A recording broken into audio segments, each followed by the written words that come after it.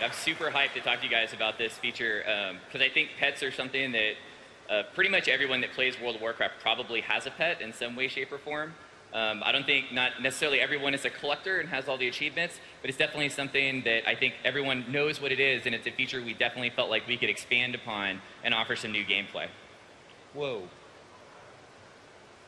There we go. So what exactly are we doing here? Essentially, you're going to be able to collect, you're going to level, and you're going to fight with your pets.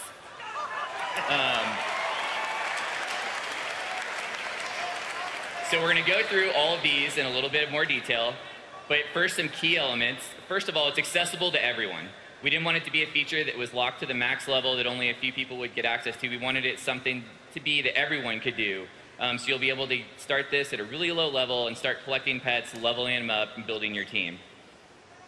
Another thing is it's going to work with almost every pet in the game right now, as well as a ton of new pets that we're going to be adding for the system for you to collect.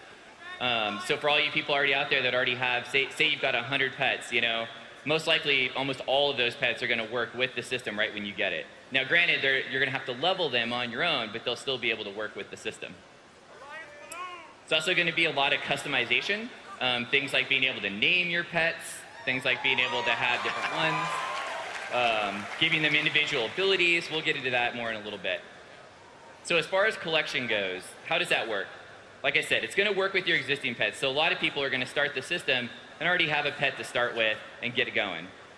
There's another type of pet you're going to be able to get that we're introducing new for Mists of Pandaria, and this is going to be called a wild pet. And the way wild pets work is you're going to find them out in the world. Essentially, when you find them, you're going to be able to engage in battle with them and fight with them using a pet that you already have. And then you're going to be able to get that pet and add him to your collection. Now, what's cool about these wild pets is that they have random varying stats. So you're not necessarily going to just go out and be able to get all the wild pets you want, you know, within that first week, because they're going to have varying stats. So you might want a pet that's really good at, say, tanking, or a pet that maybe has like a CC ability. So you're going to keep wanting to collect these pets until you find that one that has the right set of stats. Then you can start leveling it up. The other thing about the wild pets that's pretty cool is that they have unique spawning abilities. So for example, certain wild pets you might only find during a certain season, like winter. Certain pets you might only find when it's raining, for example. Certain pets might only spawn during the day or the night. So there could be a pet that only shows up during the spring while it's raining in Elwynn Forest at night. Now, they're not all going to be like that, obviously, but we definitely want to mix it up so that people have a lot of pets to collect over a long period of time. We don't want you to just go out right away and get all of them. We want it to be a system that lasts. Now, how are you going to find these pets? We're going to change the pet interface we have now and introduce something called the Pet Journal. What the Pet Journal is going to do is let you manage all your existing pets you have, as well as the teams and the battling and everything that goes along with the new system. We've got a few UI shots that we'll show you to give you a little bit more of a rundown about how the journal works. The other thing along with this is that most pets are going to become tradable. So what this means is you're going to be able to, say, get the Whippletinger from an event, like the Brewfest event, and then be able to take it and, say, level it up to a certain level, maybe teach it some abilities. Then you can go and take that pet and throw it on the auction house, and someone else could get it. And based on the amount of time and work you put into it, obviously it's going to sell for what people think that's worth. So we really wanted the system to feel like something that you could trade pets, not only in the auction house, but with your buddies and you know, your friends, your guildies, other players. This is a huge one. We're really working hard to have this, is to have account-wide pets. Meaning that obviously if you have a set of pets on one character, you log in another character, you know, you'd be able to use those same pets. If you got a pet up to level 14, you log in another character, that pet's still level 14 and you have it. You don't have to do it again multiple times for all the pets. So here's a look at the pet journal. Just like the mock-ups Tom showed you earlier, these are all mock-ups of how we think the UI would work from our UI team. So over there on the left, you've got your list of pets. You can search and filter through to find the ones you want. And then over on the right, you can see that pet's stats. And then at the bottom, you can see the abilities that they've unlocked. We're looking at unlocking something like 6 abilities over 25 levels. And then on the right, there's an interesting spot called location. And if you click that, you're actually going to be able to find out where can you get this pet in the world. So instead of having to alt-tab out of the game, go to the web and go to a database site and try to find out, well, where can I find this guy? Where does he spawn? Where do I get him? Similar to what we did with the Dungeon Journal, where you could see all the items and find out what bosses drop them, you're going to be able to find out where to get all your pets straight out of the journal from within the game.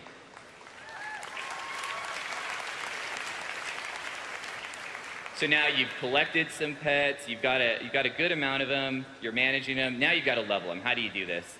Well, you fight with other pets. And when you win battles, you earn experience, and experience levels your pet. As you level, you're going to learn new abilities that you can then use in battle. Now, you're also going to have slots to place these abilities in. Every pet can use 3 abilities in battle at one time. So a pet's going to learn 6, and you get to choose any 3 of those and place them on your pet to use in the battle. And I've got it mock up so you guys can see how this looks too. Every time you level, you're going to earn stats as well. So the higher level your pet, obviously it's going to be stronger as it's growing.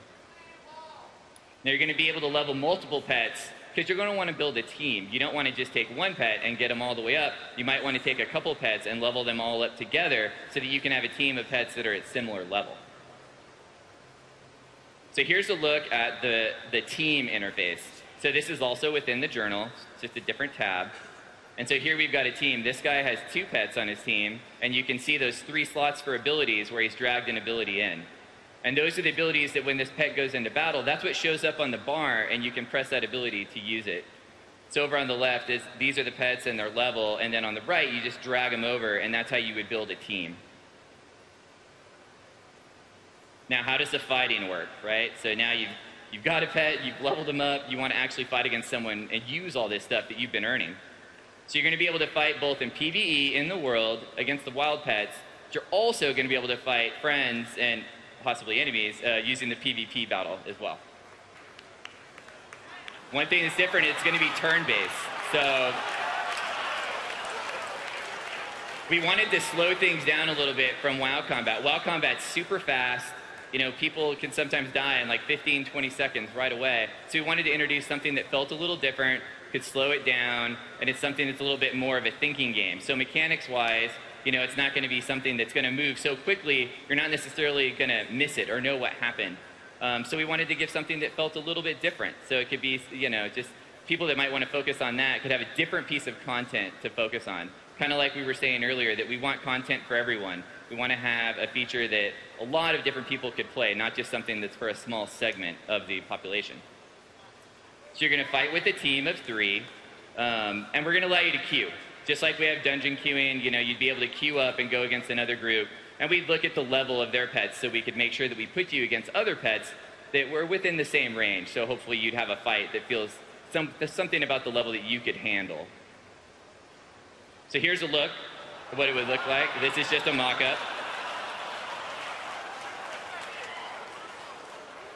So one thing that's important is we want to keep the WoW characters in the scenes for the fights because they're important. They're the ones that are collecting the pets. They're the masters of the whole system. So we want to have the WoW characters actually be a part of it. When your pet does an ability, you know, your guy might do an emote. He might do something that makes sense going along with that ability that you used. You can see the bar at the bottom has the abilities you'd be casting, and then you can see your other pets kind of underneath the portraits there. This is just a mock-up, like we said, but it's, you know, something we could envision it looking like. So customization, like I said earlier, naming your pets is a big thing. So you could have a pet that you've had for a really long time, and you finally be able to give them a name and then see that name in battle. We're also talking about having items. So imagine the idea that you could have an item that we'd have an item slot on the pet. You can equip an item. Maybe you could even put gems in that item so that you could modify the stats on the pet as well. So we could pull in some of the profession systems. You're going to be able to do individual builds like we were showing you earlier with abilities. So you can take a certain pet and change his abilities and change his slots out so that your team will feel different from other teams around you. And finally, we've kind of got this concept of masters. So you're going to be able, we wanted to really have people that are into the system feel like they could travel around the world and have a reason to go to other places. So you're going to be able to go to, like, say you're going to go to Daenerys and there's a goblin there that's really great with training mechanical pets. So you'd be able to go there and fight him, and if you can beat him, he'll grant you what we're calling a master ability. And then you could use that ability on any of your pets to fight in battle. So here's a look at how this could work. So this guy's got 3 abilities at the top right now, and then he's chosen a master, and then over on the right, we see the map. And that shows you where you can go to fight that master and the ability that you could get. So it just adds a little bit more depth and customization into the system as a whole.